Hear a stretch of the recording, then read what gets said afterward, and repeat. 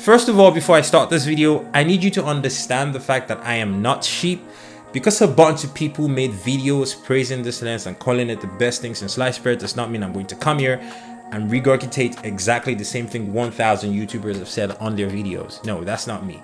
I'm going to give you the truth. And you know, anybody who doesn't agree with my opinion of this lens, you're free to leave your terrible comments in the comment section. Say terrible things. Be absolutely mean to me. See if I care.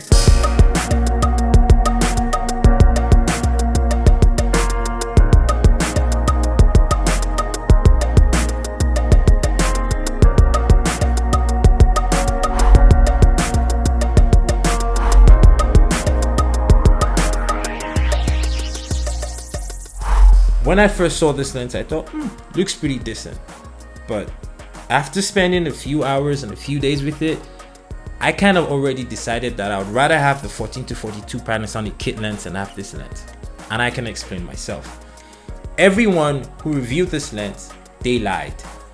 Well, I wouldn't say they lied, but there's this crowd mentality basically where somebody who you respect says something nice about something, you're kind of inclined to make a similar video and then say something nice too. This is not going to be one of those videos. I think this lens absolutely sucks for filmmaking. When you watch so many videos, it's like one of the first lenses people tell you to pick up. Like, it's so awesome. It is great value for money. I completely disagree. I think this thing, I think it sucks. I have a few problems with this lens. First off, the focus ring. Now, there's nothing wrong with the focus ring, technically speaking. It's, you know, super smooth if you want to manual focus and whatnot. But that's just the problem. It's a bit too smooth. It's loose. It's not, there's no resistance, there's no friction, there's no... How do you manual focus with this? I can't tell which is worse to manual focus with. I don't know if it's this one or the Sigma 16mm or the 30mm 1.4. Beyond the fact that this is built completely plastic, this is $150. So, I mean, of course, you're going to expect them to cut corners for the expenses and for the price. I can't really complain because the lens is mostly plastic. The only advantage a 25mm like this has over my Rokinon is going to be the fact that it has native connections and you can use autofocus. But after using this lens for a few days, I can tell you that that is really not an advantage. And why do I say that? First off, you're using micro four thirds. So the autofocus on your camera already sucks anyway. So it doesn't matter if you have lenses that can autofocus or not, you're going to end up using manual focus most of the time.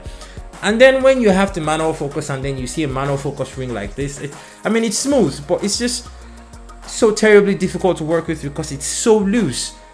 It becomes a bummer and you're like, okay, I cannot autofocus and then I cannot manual focus. So what was the point of picking up this lens exactly? Like, manual focusing on my Rokinon feels so much better than using this in any capacity at all. Except, of course, for taking photos. If you're trying to take photos of things, the autofocus in photo mode is pretty fast and it's excellent. It works well for that. But I'm not a photographer. I don't take photos. In fact, I think I suck at taking photos. This is just going to be one of those things where, you know, you invest and you learn. Naturally, before I buy camera gear, I like to test it out. You know, find somebody who has what I'm trying to buy and use it, or maybe rent one on a client shoot so you can experience the lens firsthand, see how it works. Maybe it's a camera or a lens, a mic, whatever. Test it out first, see how it works, so that, you know, if you're investing in it, you know you're buying something that's going to be of value to you. Now, unfortunately, I couldn't really get this lens to test out in Nigeria because, well, it's just not available. Like, nobody keeps this lens, nobody buys it, and I kind of understand why now. It's a piece of shit. Nothing compared to when I'm, you know, shooting with my Rokinon 35, which I'm shooting this video with right now. When I switch profiles, if I have to stop down, I can simply just stop down right away and I'm done.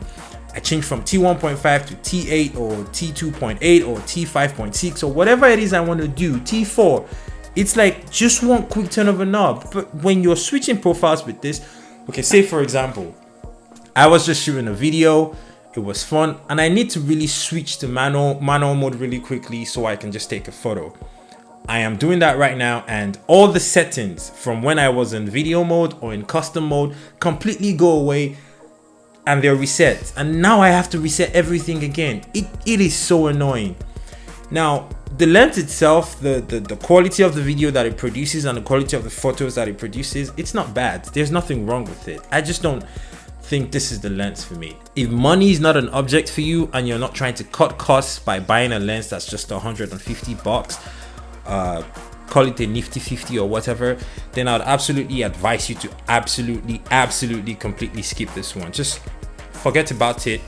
Get some other decent pieces of glass. I mean, it's $150. With another 150, you could pick up a Rokinon 24mm used on eBay or something like that. The only people this lens is actually very good for is going to have to be people who shoot, I don't know, photos mostly, and maybe people who just want to use this to shoot B-roll indoors, and in which case I wouldn't even advise you to buy this as your main B-roll lens. I would still advise you to pick up a Rokinon over this, maybe a 14mm 2.8 if you have a lot of lights, or I don't know, the 24mm 1.5, 1.4, depending on whether you're buying the photography version or the videography version. Now, like I said before, of course you can get great footage with this lens if you're absolutely patient and you have a lot of time and control over the environment that you're shooting in, but otherwise it's completely pointless to try and use this as a run and gun lens. Like, I absolutely prefer running around with a Rokinon 35T 1.5 than a native Micro Four Thirds lens, the 25 1.7. That should really just tell you everything.